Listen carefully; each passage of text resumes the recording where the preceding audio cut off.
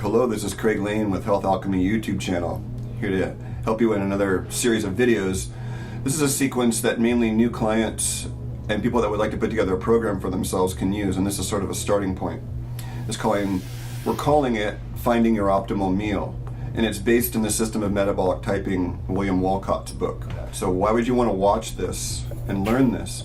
Would be because if you find your optimal meal, in other words, your optimal protein, carbohydrate, fat ratio, which means you'll have good energy, but stable, calm energy too. Caffeine, coffee, green tea, is not sustainable energy. I want you all to be clear about that. So when you say I have good energy all day, if you're propped up on caffeine, I confess I am too. It's not normal natural energy. It's buzzy energy, and it's vata deranging. And we should all know also that caffeine is the plant's poison, so animals don't eat it. So there's two types of people in metabolic typing. I'm going to borrow from that system. On one end of the extreme, there's your protein type.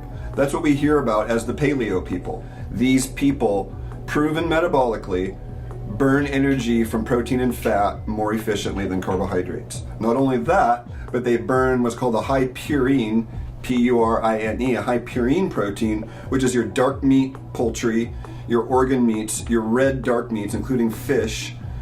Those people will never, ever, ever have optimal energy unless they're eating those animal proteins. There is no vegan vegetarian diet for this type. It doesn't work. For optimal, now I'm not saying you can't be a vegan or vegetarian and be this paleo protein type and do fairly well, but you'll need herbs and you'll need other supplemental herbs or things in there to make up for what you're not getting from these purine proteins. Finding your optimal meal means you're investing 10 units of energy to break down that meal to get 20 back. 10 unit ROI versus McDonald's is a negative 10, so it's a net loss of 20 units of energy versus a 10 unit gain. Now, how do I know that? Here's the how-to part. After you eat, you might want to write down what you're doing for a while. 15 to 30 minutes after you eat, you check in. First of all, do I have more energy now than before I ate? If it's not higher, that meal didn't work. Let me repeat that. If your energy isn't higher after you've eaten, the meal didn't work. That's the value of subjective experience. I have a YouTube called that. Watch that video. The value of your subjective experience is at least as good as any lab work. Never, ever let anyone talk you out of your own truth. Attribute number 2, post-meal. 15 to 30 minutes after you eat, if you're craving carbohydrates, sweet or savory, especially simple sugars, that meal didn't work. How do we know? Because why do you need to eat more food if you just ate and you're satisfied? Post-meal cravings, sure red flag of candida and pathogens, because they demand you be overfed. Because what we can't digest, the pathogens get. And then their poop poisons your nervous system and your gut. We call it inflammation and autoimmune. Never ever eat to the point where you feel stuffed and you can't breathe. One parameter I like, you leave the meal when you're full of energy.